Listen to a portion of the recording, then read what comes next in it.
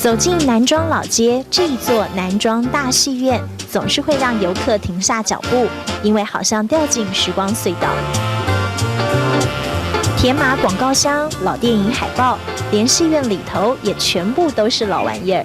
这拢较早的，这拢是啊，这放啊香啊，金角放啊香啊，你看这较早古旧的有。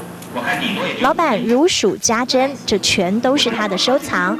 虽然现在戏院变成餐厅，但是一样放着30年前的老影片，就是这一股怀旧风，让许多游客特别造访。足怀念的，人大来看都讲好，食饭过后总够多人参观，这真好。较早的物件唔捌看到，拢即摆才看到。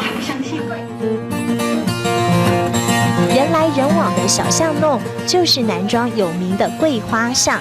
走一趟能寻宝，更能感受南庄人的热情。来吃生肉了，还爱泡菜哦，然后生肉。通通让你免费试吃，吃的是南庄客家的腌渍物，酸酸辣辣，很下饭，游客很感兴趣。不生哈，哎，怎么讲？好生。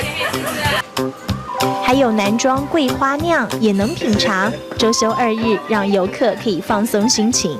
我就觉得这边就还蛮清幽的，就不像一般都市，就是都是那个高楼大厦，然后就是这么吵，对。这里的美食小吃也让许多游客一吃成主顾，像是这间老面店，开了50年，经常座无虚席，因为面条大有来头，它是南庄著名的手工面。它的面比较 Q。然后跟一般那个圆的面条比较不一样，可能也是1号。老板娘双手不得闲，因为她的面条有嚼劲儿，口感很特别，再加上酱料别有风味。大骨熬成的汤头也常让游客一碗接一碗。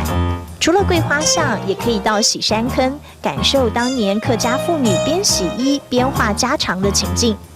除了现代与传统融合的永昌宫之外，南庄100年老邮局快木打造的和风建筑也别错过。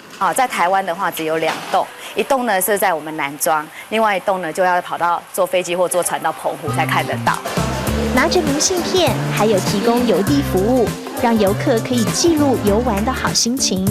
南庄有美食有景点，周休假日到南庄，能够放慢脚步，也能感受客家风情。1、2、3，耶！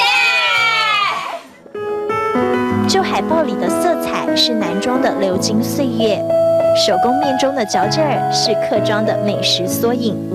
榴莲桂花巷、喜山坑这儿的风情堆叠出我的感动时刻。